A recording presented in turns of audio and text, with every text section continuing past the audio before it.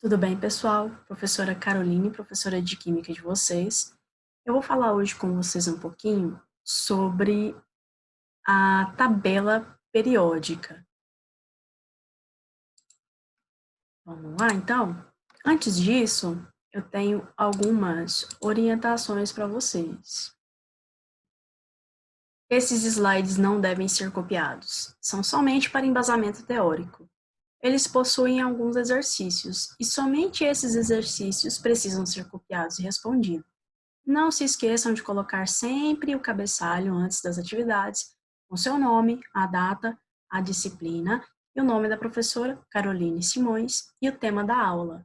Os seus registros no caderno são a comprovação da sua frequência, que é necessária para que as aulas presenciais sejam validadas e também a sua presença no nosso retorno. Pensa um pouquinho. Um pequeno abalo sísmico bagunçou todos os botões do armarinho de seu tio, e você ficou encarregado de reorganizá-los sem ter visto a organização anterior e sem a supervisão do seu tio. O que fazer? Imagina essa mesma situação numa loja de parafusos. Agora, imagina se você recebesse a missão de classificar as rosas de um roseiral enorme. Ia ser uma missão bem difícil, né? O que você pensou? Certamente você pensou em alguns critérios para classificar, como tamanho, modelo, cor, material, marca para os botões e parafusos. No caso das rosas, deve ter pensado em cor, cheiro, o modelo da pétala. Problema como esse cultivou a curiosidade de muitos cientistas a fim de classificar os elementos químicos. Afinal, eles são muitos. Quais os critérios que seriam necessários para adotar para classificar esses elementos? E foram várias tentativas até que se chegasse em uma ideia que é aceita há alguns séculos. Algumas tentativas de classificar os elementos químicos. Em 1829, teve a tríade de Dobereiner. Em 1862, parafuso telúrico de Deschacourtois. Em 1864, a Lei das Oitavas de Newlands.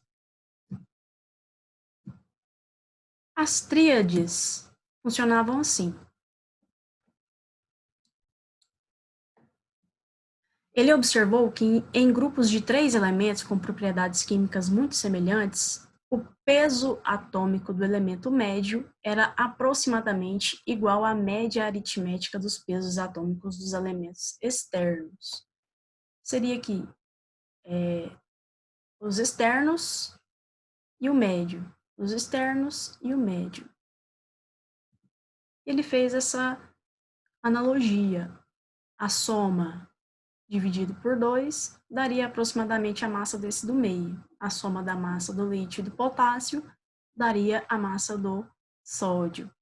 E aqui ele fez também com o cloro e o iodo, deu o bromo. Mas essa classificação ela foi abandonada quando se constatou a formação de grupos de 4 elementos com características semelhantes, como, por exemplo, o flúor, o cloro, o bromo e o iodo. O parafuso telúrico. Ele já tentou uma classificação mais elaborada, baseada no peso atômico do oxigênio, que já era estabelecido na época como 16.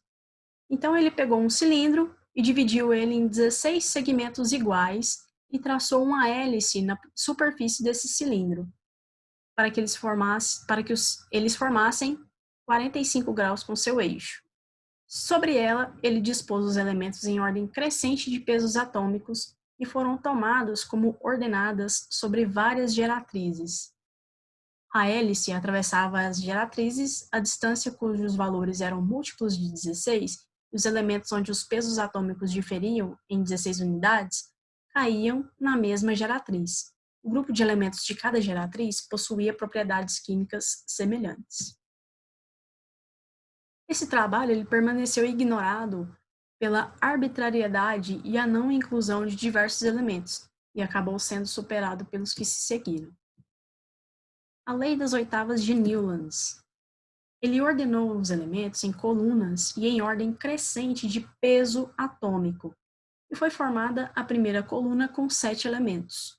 O oitavo apresentava propriedades físicas e químicas semelhantes ao primeiro. Por isso, começava-se uma nova coluna. Como a cada 8 elementos repetiam-se as semelhanças físicas e químicas, Newlands iniciava. Teve um probleminha aqui no slide, a figura sobrepôs.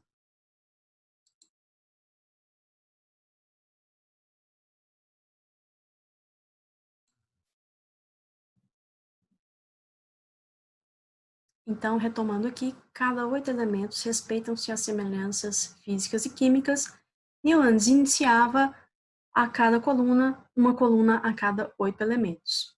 Mendeleev e Mayer, nós temos 2 químicos famosos, Mendeleev e Mayer. Eles tiveram 2 trabalhos independentes, mas bastante semelhantes, e foram desenvolvidos por eles. Os dois, eles colocaram os elementos em colunas verticais em ordem crescente de pesos atômicos, fazendo com que os elementos que estivessem em uma mesma horizontal, linha assim, apresentassem propriedades semelhantes. Quando necessário, deixaram espaços vazios para que essas linhas só contivessem elementos de propriedades químicas que fossem semelhantes. Embora o critério de construção das duas tabelas fosse o mesmo, ordem crescente dos pesos atômicos, Mayer ele se baseou principalmente nas propriedades físicas dos elementos, e Mendeleev nas propriedades químicas. Aqui nós temos o trabalho desenvolvido por Mendeleev, que deixou aqui o grupo 1, grupo 2, 3, 4, 5, 6, 7, 8, deixou alguns espaços vazios que poderiam ser preenchidos posteriormente com outros elementos, certo? Moseley, ele usou outra coisa, usou o número atômico. Lembra do que é número atômico?